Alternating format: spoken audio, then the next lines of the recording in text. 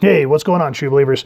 Chris Mack coming at you with an awesome action figure. Today we're going over the Marvel Legends X-Men Retro Wave Iceman. 80 years, man. Phew. And I gotta say, just looking at him in his initial packaging, up close, I'm really excited to have this figure. I was hesitant when it came out. I was like, eh. But now that I have him in my hands, yeah, this is definitely an awesome figure. Thus far, like I says, Ice Slide, and you kind of get that retro. This is how they used to look back in the day when the old ToyBiz figures came out. I remember seeing these in the smaller version, and I'd always get them at Walgreens for like $5 back in the day. So, you know, nowadays, not so much. Speaking of which, if you do want to pick this one up, he is still available at the time of this recording at Big Bad Toy Store. So make sure to check that out. But before you do that, if you have a local comic shop in your area, please check with them first. So you see Uncanny X-Men, 80 years. You come around to the side, plastic, nothing there. And then on the back, you get a nice, cool read-up. So I'll get a close-up on that so you can read at your convenience. Figures from the wave, so I'll try to get a close-up of that so you can read it at your convenience as well. Come back around here, plastic, plastic, plastic. Who cares? But what we do care about is this figure awesome. So let's go ahead and crack him open. And here's Iceman out of the packaging with his ice slide. And right off the bat, there's a few things that chat my hide that we'll get into here in a few minutes. But overall, you know, he looks like the old school Iceman. So for that, I can appreciate. And, you know, once you get him balanced on his ice slide, he doesn't look too bad. You know, I just want to kind of sit here and gush at him for a moment. But why don't we go ahead and get him off the slide, look at his accessory, and kind of get some backstory, and then we'll get further into this figure. Some backstory on Robert Drake, aka Bobby Drake, aka the Iceman. He was one of the original 5 X-Men founded by Professor Charles Xavier, and that was X-Men #1 back in 1963. And I'm kind of glad that this figure sort of has that old school look in that regard.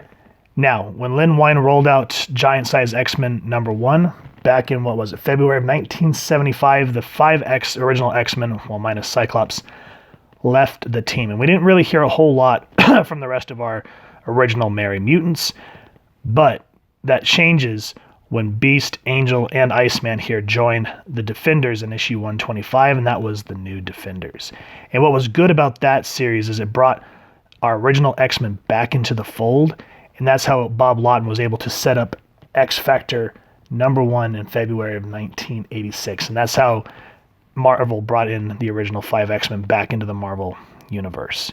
And so some time passes, and finally all the teams are reconvened. And a pivotal book you want to read is Uncanny X-Men number 331. Bobby gets his hole punched into his chest, and he seeks out the help of Emma Frost to ask if she can heal him. But she makes him, you know, kind of unlock his own potential and forces him to heal himself, which allows him to see that he has not yet tapped all of his ice powers.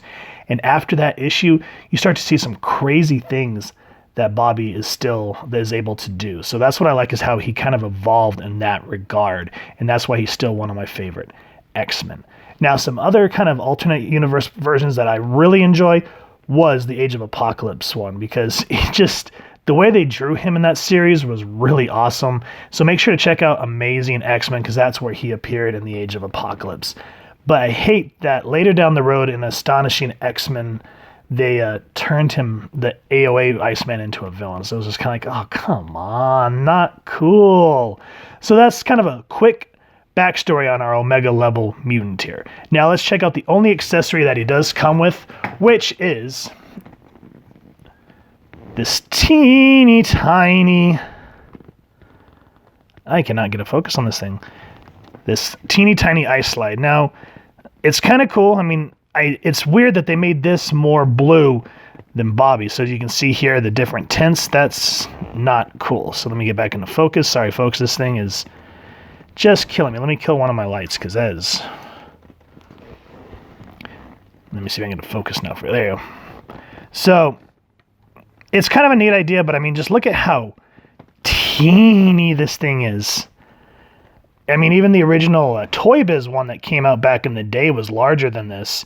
So I don't know. I kind of wish that they would have done something different, Because, yeah, that thing's not super impressive. I mean, it's okay if you're just going to if you need it for like a stand to make him stand up, if you're just going to pose him.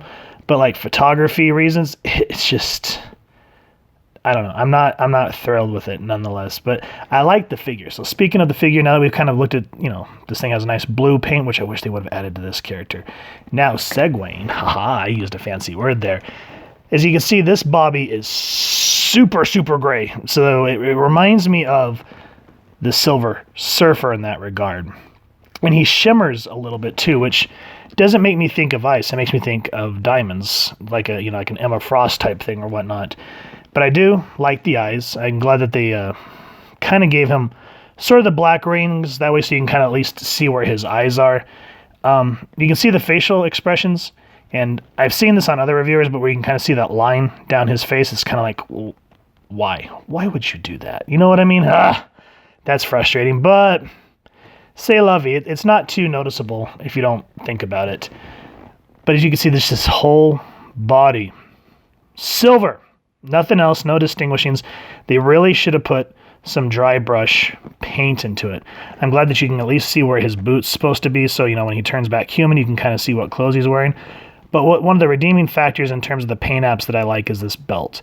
This reminds me of Bobby during the X Factor series, because everyone kind of had that neat little look about him, and that black X just really helps.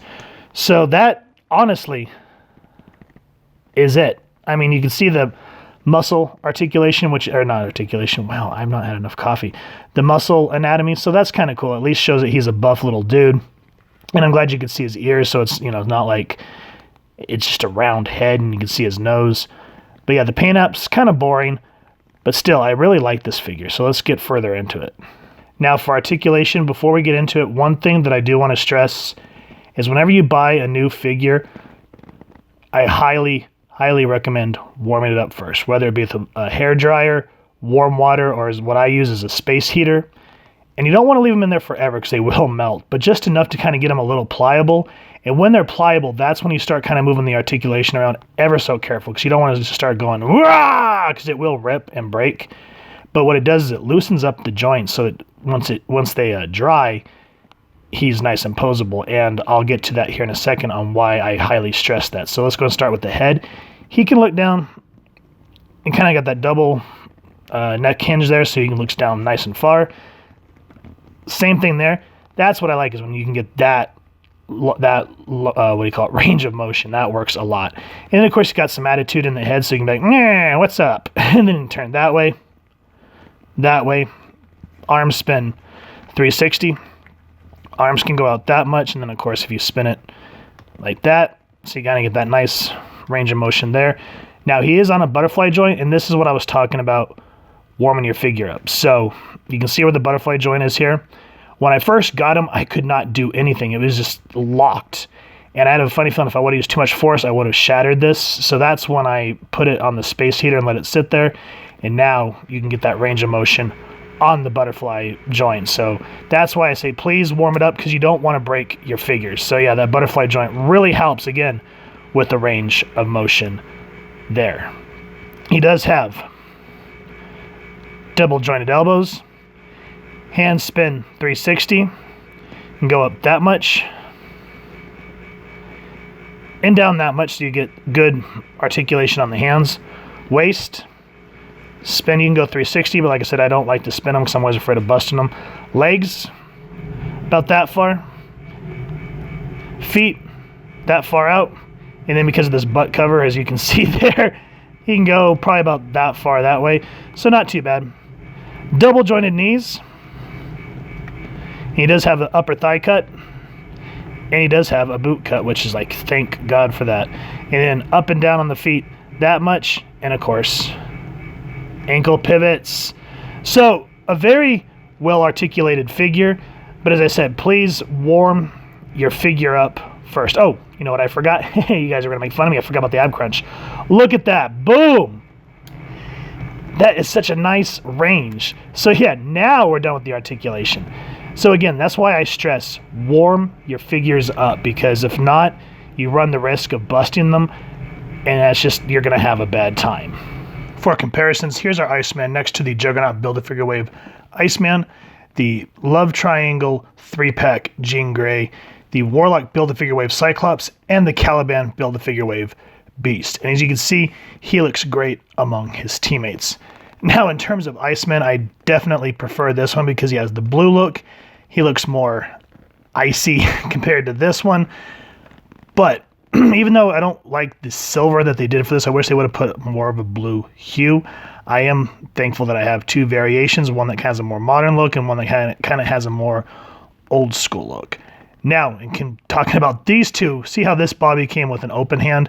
I wish they would have given him hands along with a better slide, as where this Iceman doesn't come with jack, which we will eventually go over. So there's, always pros and cons of each figure, as I always talk about, but kind of putting him up against some of his older teammates here, he is going to look great when you put him on a shelf, especially when you get the Retro Wave Cyclops, which has the X-Factor suit, which we will eventually go over.